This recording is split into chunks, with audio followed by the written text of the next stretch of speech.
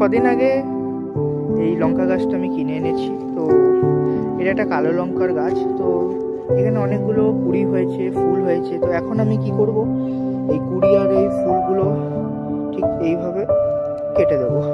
এটার কাটার কারণ কি, যাতে এরা রিপ্রোডাক্টিভ ফরমেশনে এখন এদের সময়টা ডিলে না করে, রাদার দেন এরা ভেজিটেটিভ গ্রোথে এদের সময়টা ফোকাস করবে।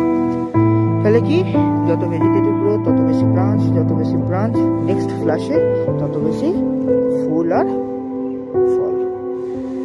সো ঠিক এইভাবে কেটে, অনেকজন কাটতে চায় না, কিন্তু কেটে দেওয়া সবসময় বেস্ট থাকে। ঠিক এইভাবে প্রত্যেকটা ডাল থেকে কুড়ি আর প্রত্যেকটা ডাল থেকে ফুল কেটে দিলাম। এর পরের বার যখন গাছ হবে তখন প্রচুর ও ফুল দেবে, আর প্রচুর আরও বুশিয়ার গাছ হয়ে যাবে। ঠিক এইভাবে।